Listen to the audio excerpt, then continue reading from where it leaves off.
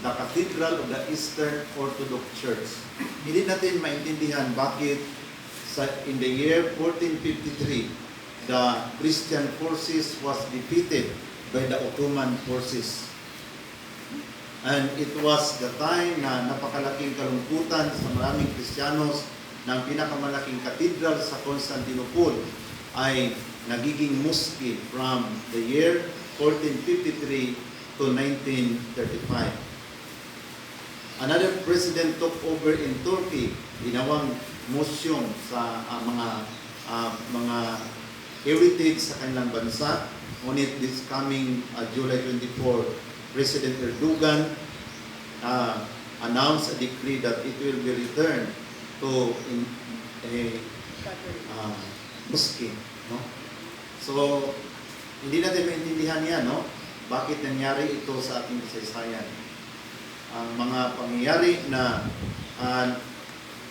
nagtatanong ang mga Kristiyanos, bakit inalaw ito sa Panginoon? Because it was a cathedral for almost 1,000 years. And then the separation of the Eastern Orthodox in a year 1053 na nag-separate sila sa Roma, then nagiging independent sila. From that year, makita natin ang paggalaw sa Panginoon at ang isang napakalaking katedral, Hagia Sophia, na doon inihil ang mga council sa ating simbahan ay nagiging mosque, ba? Hindi natin maintindihan. Sa mga devoto sa Pandakan, Santo Niño de Pandakan, bakit nasunog ang malaking simbahan? Hindi natin maintindihan. Amen? Amen. Oh. Yung hindi na-renew ang franchise sa ABS-CBN sa mga nagmamahal, sobrang lungkot. Pero sa mga nasaktan sa ABS-CBN, sobrang tuwa. May mga pangyayari na beyond our control. Bakit nagtanong sila, bakit during the attack of Constantinople in the year 1453, bakit hindi nagpadala ng reinforcement ang Roman Catholic Church para mapigilan ang Ottoman forces to took over sa siyudad ng Constantinople? After the took over, ang siyudad ng Constantinople ginawa ng Istanbul, presently Turkey.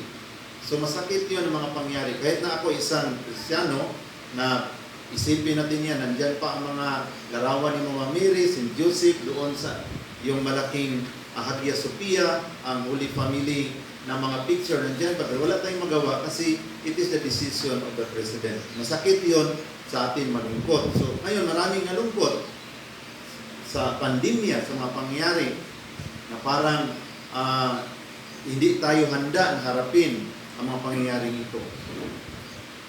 Kaya gusto na tayong uuwi, hindi tayo makauwi para matingnan ang ating mga minamahal. Ang mga minamahal naman natin, matakot naman sila kung uuwi ka, baka kayo ang nagdala sa virus. So, maraming reklamo sa balik probinsya, sa mga gobernador, mayor, in different cities of the Philippines. Kasi maraming nahawaan doon pagdating. Nandiyan na sana ang minamahal, pero may dala-dala pa ng pasalubong. Coronavirus. So may mga pangyayari na hindi natin maintindihan. Kaya sa Catechism number 314 nagsabi, why God did not create a world so perfect that no evil could exist in it? Bakit hindi na lang gumawa ang Panginoon ng isang perpektong mundo na walang wala si Satanas na siyang gumagawa sa mga bagay na ito, kaguluhan. Ngunit, sabi ng Catechism, God can create a world so perfect if He wants. Pwede siya makagawa. One time, yung nanalangin si Santa Faustina, biglang nagpakita ang Panginoon sa Diary 587. And the Lord told to Santa Faustina, if you want, Faustina, I can create a world beautiful than this world, and I can allow you to stay there for the rest of your life. Dahil sa sobrang kabaitan mo, gusto mo bang magawa ako ng mundo na mas maganda pa kaysa mundong ito. At doon ka manahanan sa buong buhay mo. Kasi ang mundong ito ay gulong-gulong. But, ang sagot Santo Faustina na nakakasyak ini, nakakasyak. Sabi niya, Lord, I do not want any world, but I want you. Magaling nasyak rin ang Panginoon sa sagot ni Santo Faustina. Even you give me thousands of the world, but without you, it is nothing to me. Kaya doon ang Panginoon parang napahinto siya sa kanya. Sinasabi kay Santa Faustina, kahit pa bigyan mo ako ilang libong mundo, ilang libong daigdig, ngunit kung wala kayo, wala itong halaga sa aking buhay. Amen. Siya rin ang Panginoon. Kasi hindi expect sa Panginoon na yun ang isasagot sa Santa Faustina. Baka magsabi sa Santa Faustina, sige Lord, gawaan mo ako ng beautiful world. Layas na ako sa world na ito. Kasi mayroon kang iibigin, mamahalin. Bigla ka lang iiwanan. Di ba? Mayroon kang mamahalin. Bigla ka lang sasaktan. So, parang ang nasa isip ng Panginoon, sasagot sa tapos sila, sige Lord, gawan mo ako ng beautiful world, better than this world. But, ang sagot sa tapos na, I don't want any world, but I want you, Jesus. Even you give them thousands of them to me, it is nothing to me without you. You know my heart, how I long for you. Yan ang sabi sa Faustina. Kaya nga, ang nakagulo sa mundo, ang mga mayaman gusto pang yayaman. Diba? Ito ang dahilan sa gulo ng mundo eh. Din pagkamatay, sobrang problema. Kasi ang laki-laki ng bayaran sa buwis. Pag hindi ka agad matransfer sa mga anak habang buhay pa sila. So ngayon, pag may lupa ka, i-transfer mo na yan sa mga anak mo para hindi napakalaking bayaran sa buwis. Pag hindi mo matransfer ngayon, ngayon mo na i-transfer. Huwag ka lang mag-ingay. Baka lasunin ka sa anak mo kasi nakapangalanan niya ang lahat ng property. Di ba? So, yun. Yung binasa ko yung sinabi sa Santa Faustina, pati ako umiyak eh. Kasi marami akong ambisyon sa aking buhay.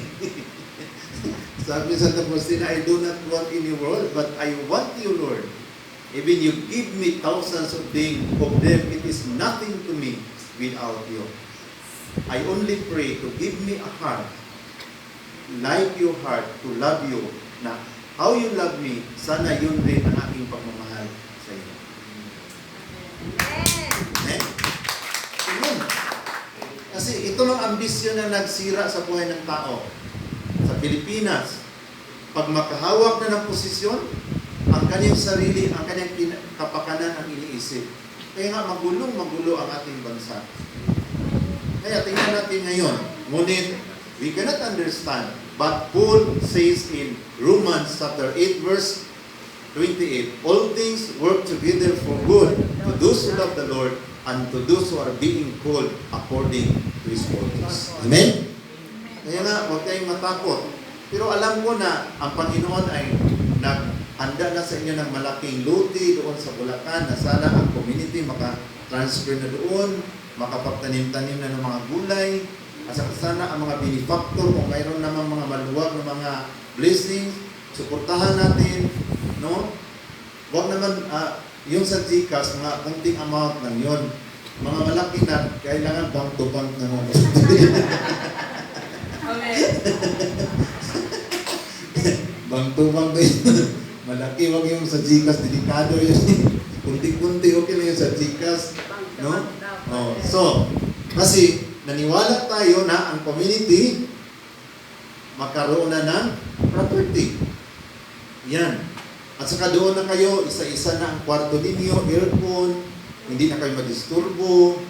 Oh, dito adjust mo ng kunti habang hinihintay natin ang pagkilos ng ating Panginoong Diyos. Amen? ibigay yun sa Panginoon kasi we pray for that and we ask the Lord. Sabi pa ni Stella Arnie, kaya nasa ating prison worship leader na how the Lord works sa kanilang problema ng millions. Na wala ng ibang matakbuhan. But at that very moment na hindi natin kaya, God will intervene. He will intervene in the course of our lives. Pag hindi natin kaya, diyan siya kikilos. Gagawa siya ng paraan para yung ating kinakailangan ay maibigay sa ating Panginoon. God will move and He will intervene in the course of our lives. Pag yung, Lord, wala na talaga ako magawa, ikaw na ang bahala sa aking buhay, siya na ang kikilos. Amen? Amen. Yun ang kasaysayan na nakita ko na sometimes we cannot understand, but it is part of the plans of God. It is a mystery. Our life in this world is a mystery.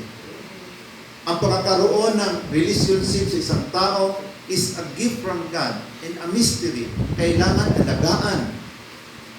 Kailangan ating bigyan na pagpahalaga yung mga taong ipinagkaloob sa Diyos sa atin. Kaya ngayon, pag-usapan natin ang tungkol sa tagapaghasik ng binhi. Kasi, yun man ang nasa Ebanghelyo. Kaya magbigay ako ng mga ilang punto, mga 7 points, sa mga oras na ito bago ako magtapos sa aking pagbabay. Sa source, tayo ay tagapaghasik sa mga binhi, marami tayong challenge sa ating buhay. Tulad ngayon, maisip natin ang mga misyonary na dumating sa ating bansa 500 years ago when Magellan and his company arrived in Amunhon in March 1521, then moved to Limasawa, and then moved to Butuan, and then moved to Cebu City. Hindi pinag-aralan kung ano bang ibig sabihin sa Limasawa. Ibig sabihin pala, isang lalaki, 5 ang kanyang asawa. 5 Limasawa. Isang, ang captain doon, 5 ang kaniyang asawa. 5 ang nagmamahal. Bakit hindi sila nagkagulo? Ngayon man lang, pag mayroong magsihay sa asawa mo, parang insecure ka kaagad. Noon, 5 sila. Wala mang gulo, nagmamahalan man. So, dumating sila doon in 500 years. Naghahasik sila ng mga binhi sa buong Pilipinas. Bakit marami pa mga masama na sumulpot na mabuting binhi man ang hinahasik? Kasi sabi ng alagad, Lord, di ba mga mabuting binhi ang aming hinahasik? Bakit mayroong mga tumutubo rin mga damo? Sabi ng Panginoon, yun ang kagagawa ng kaaway. It was the work of the enemy na habang tayo ay naghahasik, ang demonyo rin ay naghahasik ng kaniyang mga binhi. Amen? Amen. So, yun ang pinakasalin sa isang sewer. First, we have to focus to the mandate of God. Na kahit na ano mangyari sa ating buhay, focus tayo sa ating misyon. Ano ang misyon binigay sa Panginoon sa atin? Sa Catechism of the Catholic Church, sinasabi sa 849, sabi ng ating Catechism of the Catholic Church, brothers and sisters, the missionary mandate of the Church. Ganito ang sinasabi, having been divinely sent to the mission, that she, the Church, might be the universal sacrament of salvation, the Church, in obedience to the command of its founder, and because it is demanded by your own essential universality, strive to preach the gospel to all men. So, kahit nasa daming mga pangyayari sa ating buhay, makalungkutan man o mga kapighatian, kailangan nakapokus tayo sa misyon to preach the gospel. This is our primary mission. Amen? Amen. In obedience to the command of His founder, our Lord Jesus Christ, in His word, in Matthew chapter 28, verse 19 to 20, go therefore and make disciples of all nations, baptizing them in the name of the Father and of the Son and of the Holy Spirit, teaching them to observe everything that I have commanded you, and behold, I will be with you always until the end of the world. So this is the missionary mandate of our Lord Jesus Christ in Matthew chapter 28, verse 19 to 20, and in the Catechism of the Catholic Church number 849. Ito ay utos sa ating Panginoon Kristo at pinalakas, inutos din sa ating simbahan. Yun ang pinaka-primary mission natin. Amen? Ang pag-akay ng mga kaluluwa pabalik sa Panginoon at sa kanyang simbahan. Kahit anong mangyari, kahit pa nagka-problema ang ibig-sabihin, patuloy nating gagawin ang mandato, ang pagbabahagi sa magandang balita sa kaligtasan. Amen? Palakpakan natin ang Panginoon. Second is the sower's strategy. What is your strategy? In your home, paano kayo mag-akay ng mga kaluluwa? Magluto ba kayo ng sampurado? Imbitahin mo yung mga mahirap, pakainin mo. Pero bago kakain, magsalita muna kayo. Kasi ang mga Pilipino kapag makakain, nauuwi ka agad sila eh.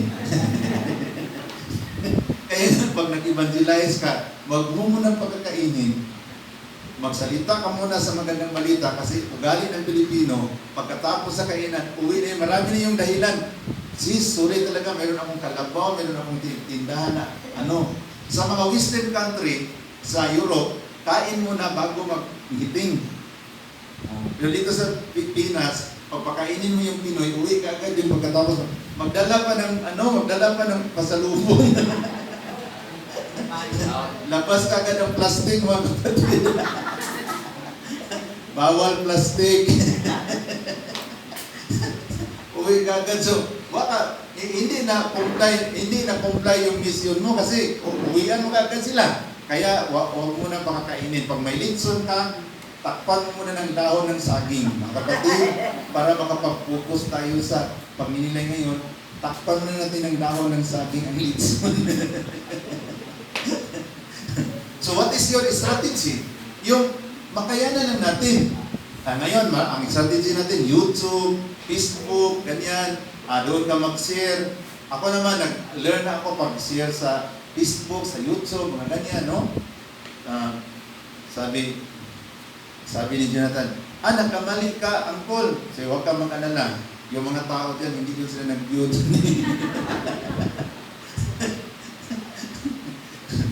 Tingnan mo. Nagkamali, pero walang reklamo hanggang ngayon. Number 3 is sewer struggle. Tayo mga sewers, hindi lang tayo mayroong sewers mandate na sinusunod natin.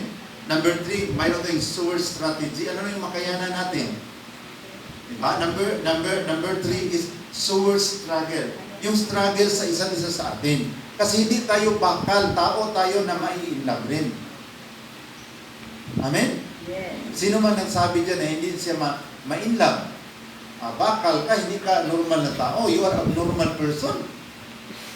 Pag magsabi ka na hindi ka na ma-inlove, you are abnormal.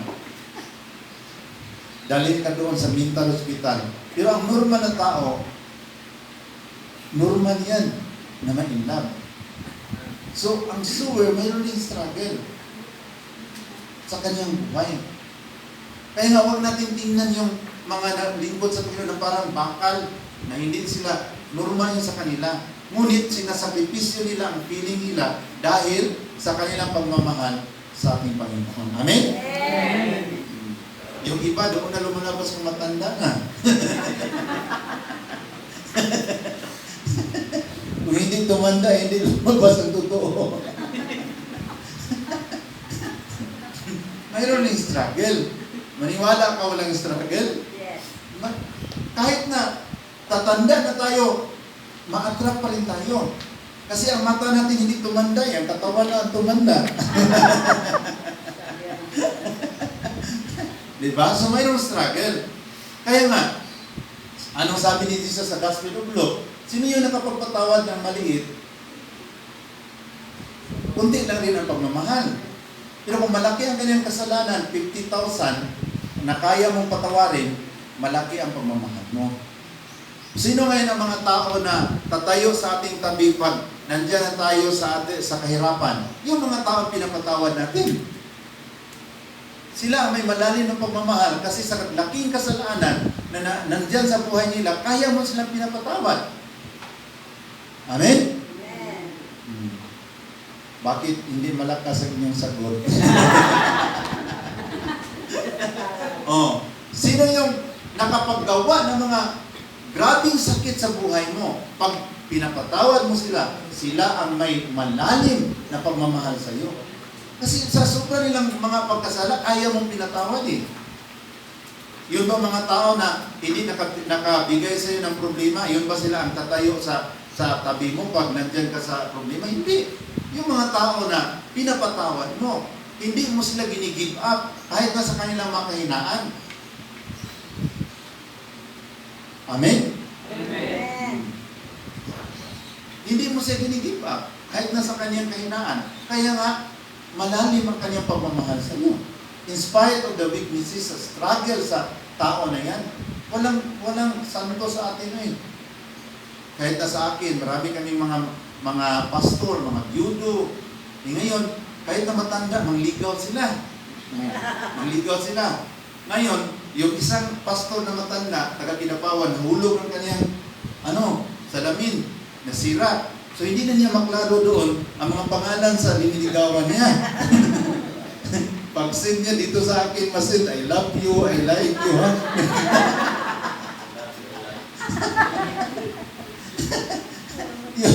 yung pagpunta ko doon, nag-meeting kami sa Mindanao, nag-lecture na ako sa kanila, kayo, mga byudo na kayo, ang edad ninyo 70, above na, huwag na kayo mga ganyan-ganyan kasi patay na ang asawa ninyo.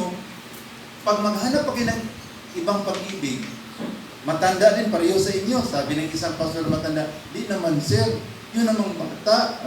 Ambisyoso ka, bata. Paano yun magmahal sa iyo? Ang bata, 73 years old ka na. Siya, ako na ang bahala. Sabi ko, pastor, bakit namatay ang asawa mo? Kasi siya, teacher. Dito, nagbakasya doon sila dito sa Manila. Biglang na-attacking. Di pastora man sa Bornagi ng asawa niya. Doon nila nadala sa ospital sa UST. Pagpasok ngayon sa kwarto, ang mga laking mga ribulto ni Mama Miri, ni San Jose, ni San Pedro, allergy siya sa mga ribulto kasi Bornagi eh. Yung medyo, nagbalik na ang kanyang sa kanyang pag-collapse, pagtingin niya mga ribulto man, muli siyang inatake, patay siya. Patay niya. Kasi doon siya nakaharap sa krusipiho sa ospital. Sabi ko, kaya pala, mayroong batas sa gusto nilang ipatanggal ang mga krusipiho. Baka atakihin sila, madalas sila doon sa ospital ng Tatusko.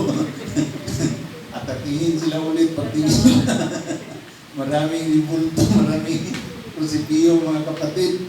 Kaya, bago pa mayroong mangyayari, ipatanggal na natin yung mga krus sa mga ospital.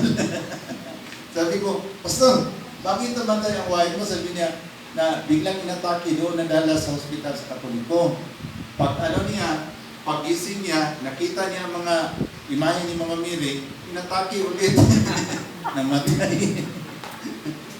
Hindi yung gawa-gawa na istorya, buhay pa ang kanyang asawa eh. So mayroong struggle. Then in the Bible, pagtingnan natin sa Biblia, sa Matthew chapter 1, ang mga lula ni Jesus, si Tamar. Di ba pisunabli ang buhay ni Tamar sa Genesis chapter 37? Kasi si Tamar, napabuntisan siya ni Huda sa kanyang father-in-law. Di ba? Nakapabuntis sa kanyang father-in-law. Kasi namatay ang kanyang husband, then may batas ang Israel na pag mamatay ang aking kapatid na ang kuya ko, walang anak, kailangan obliged ako mag-asawa sa wife niya. Di namatay naman ang pangalawa. So ang pangatlong anak, natakot si Juda na ibigay niya, baka mamatay rin. Yung tatlong mga anak niyang lalaki. So di niya binigay yun si Sheila. Ang ginawa, medyo nagtampo na si Tamar, parang umuwi siya sa kanilang tahanan, then nagpasiksi siya na parang prostitute. Ito naman si Juda, pumunta sa kaniyang sa bukid, no? Nadaanan niya ito, akala niya prostitute. So doon, linigawan niya, nangyari, nabuntis. So yung pinadalhan siya ng news na nabuntis ang daughter-in-law mo, sabi ni Judah, ipasunog yan, ipapatay. During that time, wala mang pira si Judah. Pagkatapos sila sa kanilang enjoyment, no? Wala mang pira, so iniwan niya ang kanyang tungkod. Sabi niya, magpadala na ako ng kadalawang kanding dito pang bayad. Ngayon, sinunggo niya ang kanyang utusan. Sabi niya, wala naman doon ang prostitute. Then, how many months, laman niya na, nagbuntis ang kanyang daughter-in-law. So, sunugin yan. So, sabi ng daughter-in-law na, dalhin mo ito sa aking father-in-law, itong tungkod. Kasi ito ang kaniyang parang patunayan na, patunay na kailangan magbayad siya sa akin. So wala magawa si Judah, ako pala ang tatay sa binuntis sa aking daughter-in-law. Then ang anak si Perez. Nakalinya yun sa ni Jesus, sa kanyang family line. Next, naman na questionabling buhay, si Rahab, isang prostitute na tinago niya ang mga spy ng Israel. Prostitute yun eh. Yung nakalinya pa rin doon ang family line ni Jesus from Abraham. Pagpunta kay Ruth, questionable ang buhay ni Ruth. Kasi namatay ang kanyang husband. And then pagkatapos, doon sila sa Moab, recently Jordan, namatay ang kanyang husband doon, si Naomi ang kanyang biyanan. No?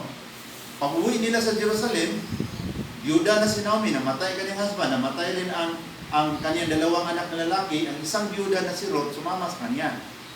So sabi ni Naomi, anak, doon ka mamuha ng leftover sa trigo sa farm ni Boaz. Sabi niya, sige. Doon siya, muha siya doon. Basahin ninyo sa Book of Ruth. Then sabi, kumusta si Boaz? Siya ang pinaka-closest relative na siya sana ang magiging magpaanak sa iyo para mapatuloy ang lahi sa asawa mong namatay. Sabi ni Naomi, so anong gawin ko na Ngayon, di ba harvest ngayon? Enjoy na enjoy si Boaz. Mag-inom siya ng maraming anak. Di ba? Pag malasing na siya, tingnan mo siya kung saan siya matulog. Pero kailangan magpasiksik ka. Magpaganda ka. Paganda. Oh. So, yung gabi na, pumunta na si Ruth. Alam niya kung saan matulog si Boaz kasi doon siya nangunguha ng leftover sa mga trigo. Okay? Di ba hindi maganda istorya pag tingnan mo? So, yung nalasing na si Boaz, sabi, alam mo na kung anong gawin. Yung nalasing na si Boaz, silently pumunta si Ruth, inuha niya yung kumot doon sa may paanan banda, natulogin siya doon sa may paanan. Sobrang siksi na niya. O kung ikaw si Boaz, anong reaction mo doon? Pagtingin ni Boaz, lagay na natin 3 AM, wala mang sinulat sa Biblia 3 AM, pero lagay na natin 3 AM, no? Pagtingin niya, nasiyak siya, ang gandang babae nandiyan sa kanyang paanan. Sino ka? Ako si Ruth. You are the closest. Tingnan mo ni Ruth, ha? You are the closest relative of my husband. So alam na ni Boaz kung anong ibig sabihin. Bumigay na si Ruth. Pero anong ginawa ni Boaz? Hindi dapat mangyari ngayon. Gising ka, anak. Mayroon pang mas close pa na relative kaysa akin. Magkuha ka ng maraming trigo, dalhin mo sa biyanan mo na si Naomi, yung madala mo lahat. And then bukas, pakiusapan ko ang mas close pa na relative kaysa akin. Uwi ka. Oo. Kung dukirok pa ito na pagkalalaki si Boaz, pauwiin kayo niya, hindi, wala na yung uwi-uwian. Diba? Pinauwi niya because mayroon siyang takot sa Panginoon. Amen? So, pag-uwi na ni Ruth, ano na anak? Ano nangyari? Ano sabi na umis? Walang nangyari, nay. Tinadala na ako ng maraming trigo. Mayroon pa palang mas close pa kaysa kanya. So, doon si Boaz, tinawag niya, pinaka-close sa kanya, tinambihan man. So, siya ang nagkuha kay Ruth na magiging wife niya. At si Ruth ang nagiging lula ni King David. Ha? So itong mga buhay sa tatlong babae, kay Tamar sa Genesis chapter 37, kay Rahab sa Joshua chapter 2 to chapter 6, and then kay Ruth, Book of Ruth, mga questionable ang buhay nila. Bakit sila pa ang nandyan sa family line ni Jesus? Bakit hindi pinili yung mga taong hindi questionable? Diba? Yun ang pinaka gandang itanong natin sa Panginoon. Bakit yung mga babae na walang mga bahid ng mga masamang mga istorya ang buhay, bakit hindi yun ang pinili, linagay doon? Bakit ito pang mga may problema ang kanilang pagkatao? Ngayon, nabasa din sa Biblia, binalik-balik natin pagbasa. Ngayon, pag may makita tayong kahinaan sa ating kapatid, para tayong mamamatay, hindi yan ganyan, mga kapatid. It seems we are not applying the Word of God in our lives. We are not compromising, but we are praying na magkaroon sila ng lakas na para makayanan nila ang tinatawag na witness sa kanilang buhay. Amen?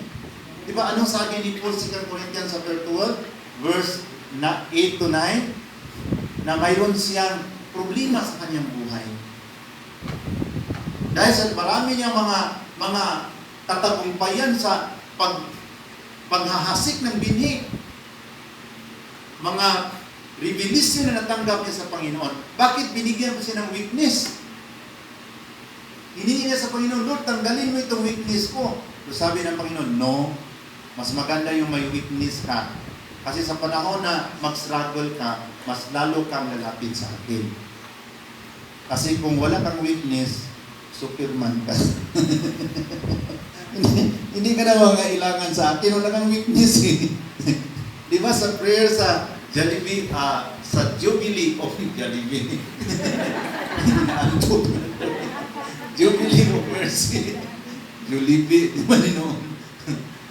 Sabi ni Pope Francis, you will that your ministers will also be clothed in weakness, in order that they may feel compassion for those who are ignorant and in error.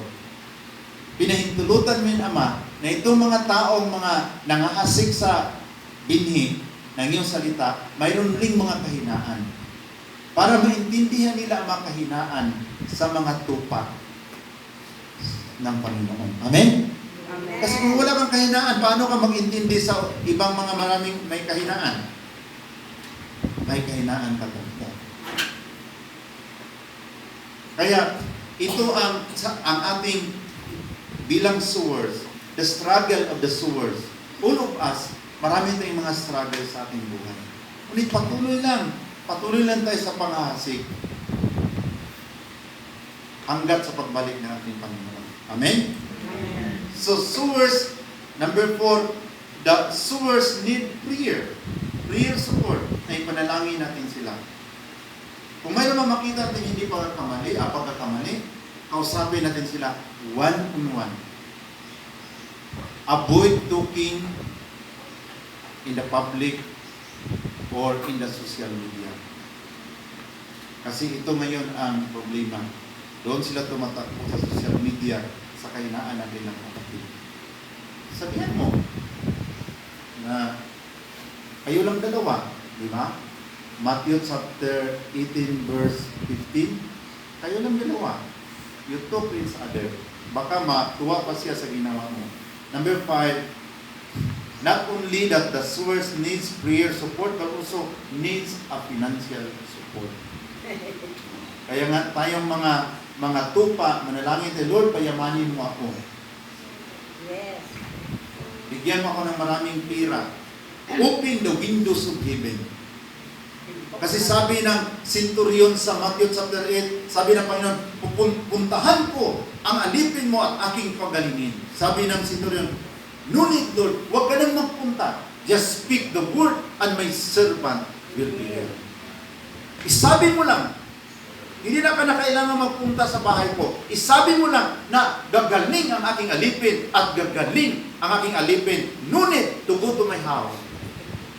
Isabi mo lang, Lord, na yayaman ako sa pangalan ni Jesus at ako'y yayaman. Amen? Amen. Yes. Isabi mo lang, Lord, at ako'y yayaman. When God speaks blessings, there will be blessing.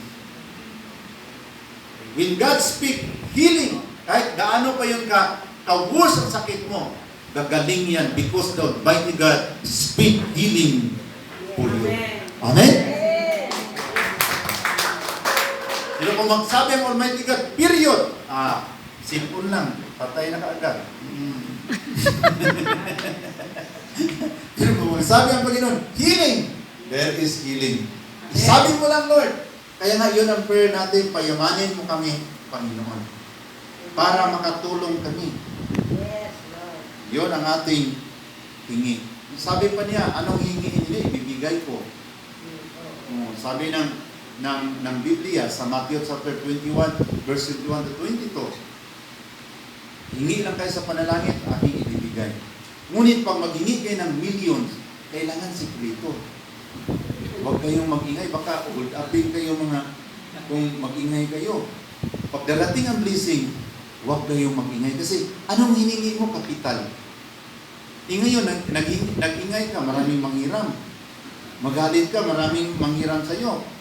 Ikaw may kasalanan, bakit nag-ingay ka? So, ang hiningi mo, kapital. Huwag yung bigyan, kukuha ka dyan para 10%. No? Yung profit niyan, doon ka kukuha ng 10%. Kasi hiningi mo kapital eh. Amen? Huwag kang mag-ingay. Silent lang. Silent. Sister, bakit ang ganda mo ng mga mga appliances? Secret. Kung magbigay ka, silent. Di ba sabi ng Matthew chapter 6, pag magbigay ka, huwag mong ipaalam sa kaliwa ang ginagawa sa kanan. Kasi ma-feel mo yung Holy Spirit, sa heart mo, sabi ng Holy Spirit, bigyan mo yun ng 2,000 ang taong yun. Makita mo yung seminarista, parang stress na stress, may pira ka. Sabi ng Holy Spirit, bigyan mo yun ng 10,000. Parang problema yun sa tuition fee. Diba? The Holy Spirit will tell your heart. Amen? Bakit di man lang ang sumagot? Yung iba na takong sumagot.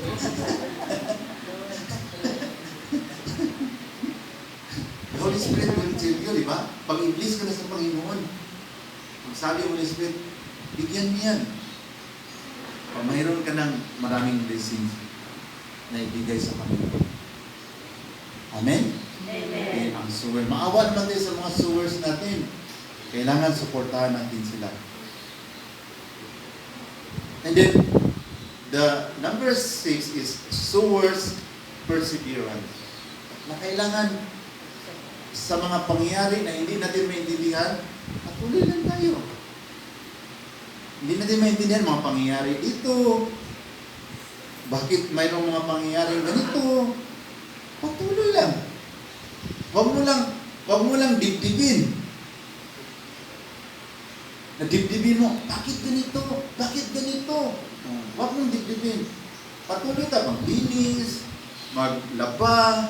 Huwag mong dibdibin yung mga bagay na hindi mo maintindihan. Kahit na si Mama Mary and si Joseph, hindi niya naintindihan si Jesus eh. Yung sabi ni Jesus na, hindi ba rin niyo alam, dito ako tutuloy sa bahay ng aking tatay? And Mary and Joseph did not understand what Jesus is saying.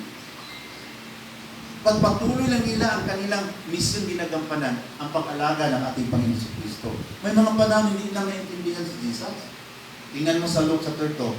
Naintindihan ba nila pag sabi ni Jesus na kailangan dito ako titira sa bahay ng Ama? Hindi na naintindihan. Kaya may mga pangyayari na hindi natin maintindihan. Pag hindi na natin maintindihan, keep silent. Hindi mo pa naintindihan, nag-ingay ka pa, mas lalong nagka-problema kasi hindi mo na naintindihan mga pangyayari, hindi mo pa kinontrol ang bibig mo. Kahit nasa mga mahal natin sa buhay, hindi mo maintindihan. Noon, sa bago pa ang relasyon, palaging hinahawakan ang kamay mo. Ngayon, matanda na, kailangan na sa nang hawakan palagi kasi senior citizen na eh. Keep distance na. Bilihan na lang kita ng tungkod.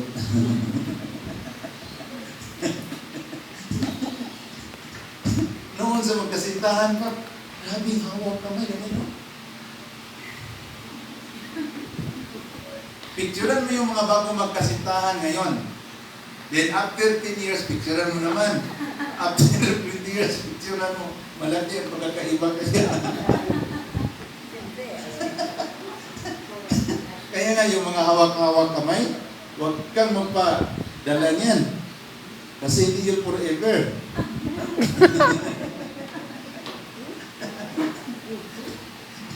Hindi yun forever ng hawak kamay. Mga kapatid, sa totoo lang, pag akala mo langit na, even na yan, you are wrong. Frustrated. Kasi pag yun ang isip mo, frustrated ka talaga. Ngayon na mayroong kahawak ang kamay mo, thank the Lord. I know, Lord, hindi ito forever.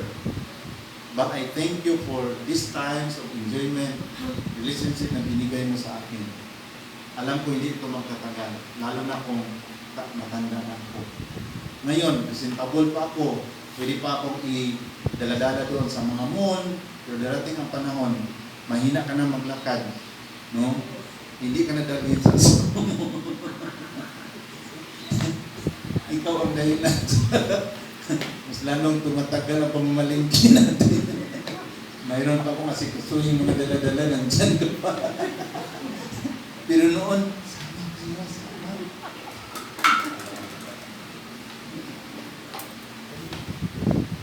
ngayon, hoy, dyan ka lang. Mas lalong tatagal ang pagmalingki natin kung sasama ka. Masaktan ka.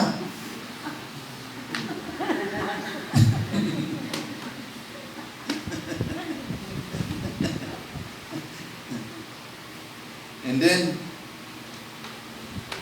last but not the least, the source enemy.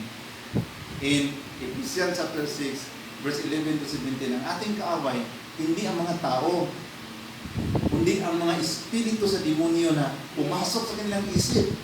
Our real enemy, hindi yung mga nagpabagsak sa ibig-isipin, hindi. Hindi yung mga tao dyan, kundi yung mga espiritu na nag-influensya sa kanilang mga isip. Sila ang ating totoong kalaban. Kasi sometimes, ang isip mo, ang kalaban mo, ang asawa mo, hindi. Yung espiritu na nag-udyok sa kanyang pag-iisip, yung kapatid mo, hindi. Yung espiritu sa jealousy, espiritu sa kahit anong espiritu na papasok sa isip nila, yun ang ating totoong kalaban. Kaya nga pag hindi tama ang ating discernment, akala natin ang kaaway natin, ang kalaban natin, kapatid natin, relatives natin, wrong yan. Kasi sinasabi sa Ephesians chapter 6 na ang totoo nating kalaban, ang mga espiritu sa kaliliman na kumikilos ngayon sa iba't ibang isip ng mga. Hindi ang mga tao. Kaya kailangan sila ng prayer na sana mag-surrender sila sa Holy Spirit. Kasi itong mga masamang espiritu ang papasok sa kanilang isip. Tingnan mo yung last man. Galit na galit siya kasi yung mangga na tinanim niya, lumaki na, nagbunga na. Ngayon, pag survey, sa surveyor, na doon na banda sa kanilang luti, hindi niya matanggap. Retired police siya eh. Hindi niya matanggap siya, nagpalaki sa mangga.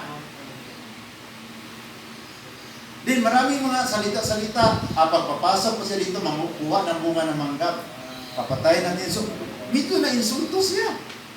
Kasi siya ang nagpalaki sa mangga eh. Pag resurvey sa lupa, nagkataon na namuha mo ang diri. Hanggat pumasok na ang espiritong masama sa kanya. Isang panahon, kinuha niya ang kanyang baril, tinira niya.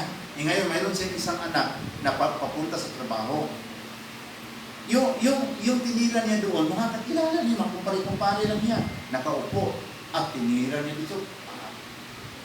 Patay dalawa, husband and wife. Ngayon, sabi pa daw sa kanyang anak, ano yan pa? Tinira niya. Patay ang kanyang anak. Unlisan niya ha. In-interview siya doon sa bilangguan. Bakit nagawa mo yun? Sir, retired police eh.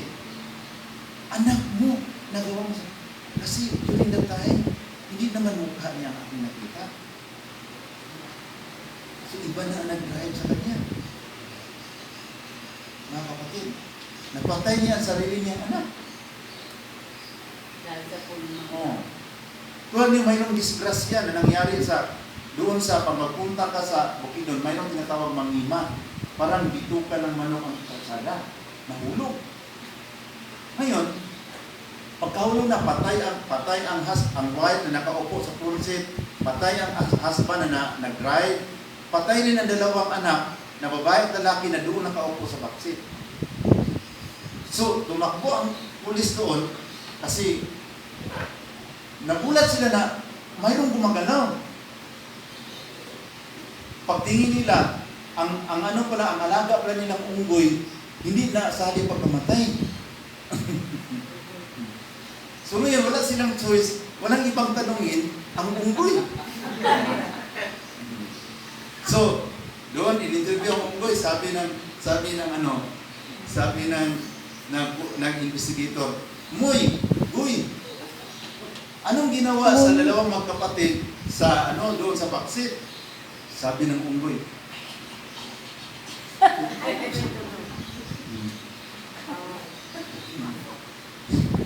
ano pang ginawa? Awayan pala doon sa backseat. Uy, anong ginawa sa wife doon sa front seat?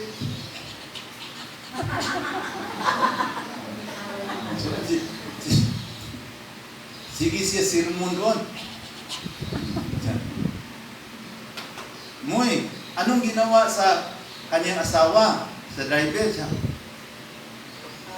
Sige, inom sa alak.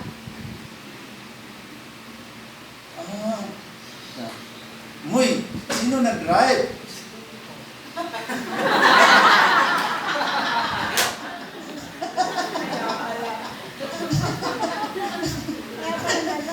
Kaya pala na-disgrasya sila kasi ang unggoy na nag-drive kasi ang asawa siya palaging inom.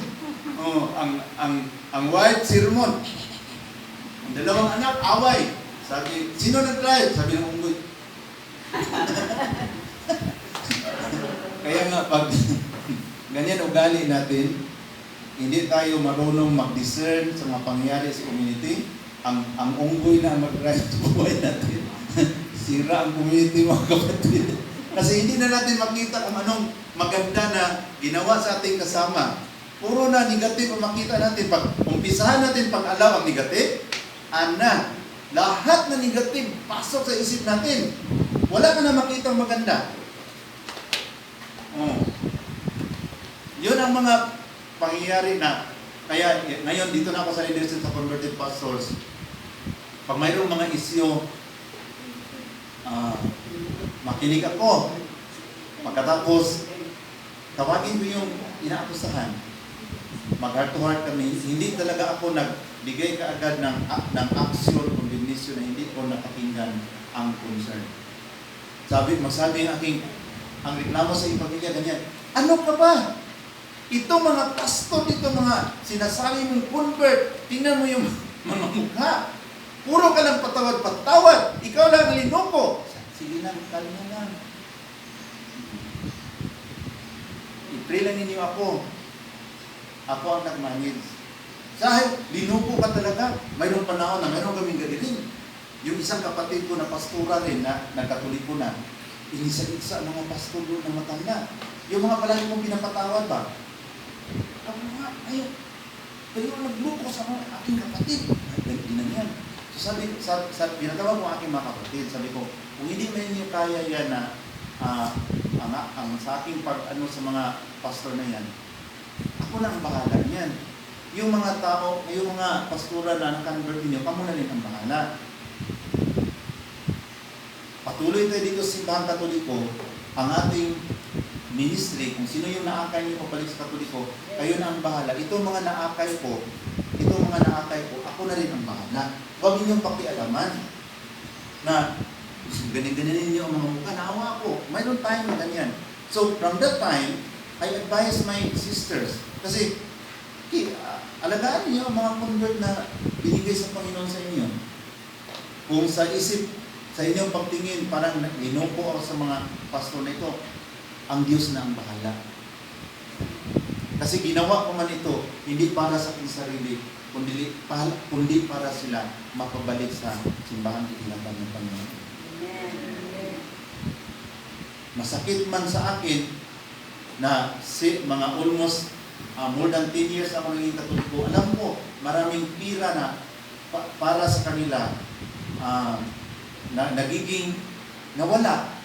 Dahil mayroong mga anak na asawa ng pastor, magbayad ako. Sabi nila, wala kang ang girlfriend. Yung mga asawa nila nanganganak, ikaw ang magbayad. Duda kami niyan ba? Bakit daw ako ang magbayad ng asawa nila? So, ang magandang ginawa mo, hindi na maganda pakinggan kasi nagduda na sila. Di nakita ko ito sa buhay ni Bishop Pamumot sa Cebu na ngayon ginawa ng santo. Kasi punta siya sa mga bundok. Pag makita niya doon ang mga mahirap kasi nakasutana siya, yung pants niya kunin niya, ibigay niya sa mga mahirap. Sutana lang na iwan. Pag magmisa sa doon sa kapilya na malakas ang hangin, yung isang sakristan, pahawakan yung sutana para hindi matamaan sa hangin. Ang problema, pagod na pagod yung sakristan sa kahawak sa sutana. Si Bishop Pamumot, pinagtawanan pati sa mga pare. Ano ba klaseng pare? Obispo ito.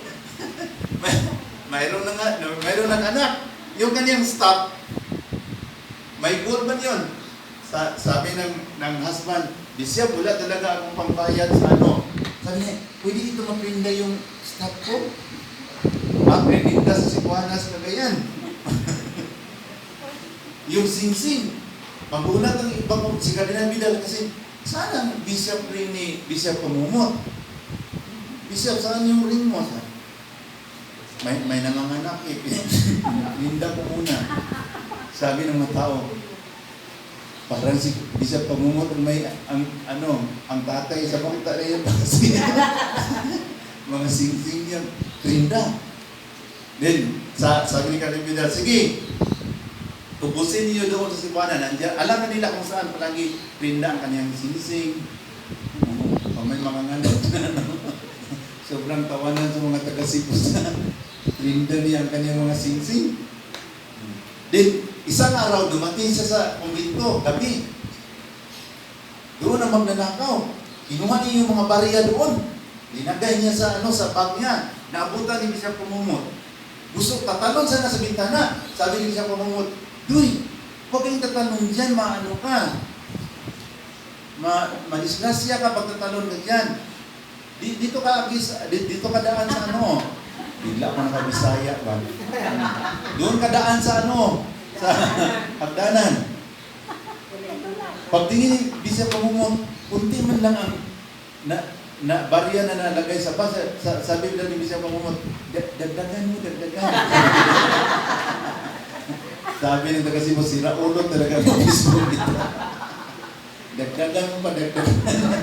Dinagdagan rin. Then itong taong ito, after how many years, nagiging minister, nagiging lingkod sa parokya. Kaya nga, si Bishop Pamumot, to be declared as a saint sa kanyang ginawa niya. Para sa mga tao, sira ulo. Imagine kayo, mga nanganganak, ikaw ang magbayad? Bakit? Ikaw ang tatay sa bata? Marami mga istorya hindi maganda, pero patuloy lang siya. Patuloy lang siya sa kanyang ginawa. So ngayon, is to be declared as a saint. Then yung nadisgrasya siya sa karkar, nabanggaan na nadumpol ang kanyang sakyan, namatay siya. Pagkamatay niya, tinatawag yun na the biggest funeral procession in Cebu. Ang funeral ni Kardinal Vidal hindi naka-overpower sa funeral procession ni Bishop Romulo. Galing sa simbahan, nakarating na lang sa simenteryo ang mga tao nandoon pa sa simbahan. Nakalinya papunta sa simenteryo. Mga taga-bundok, labas, yung mga nabigyan sa mga pansi, sutana lang yung naiwan, labas sa mga tao. Nakalinya sa kalsada. Sa kanilang pasasalamat sa buhay ni Bishop Romulo. Bigay lahat. Kaya sa akin, in my life, ang number one kong mga talaga mag-comments palagi sa aking ginawa, aking pamilya. Dinupo pa lang sa mga taong yan. Katoliko. Bakit? Sa pagkatoliko mo, hingi ka pa ng pira? Wala. Oh. Pero sila, pulo na lang sa'yo. Sige lang. Pabayaan na.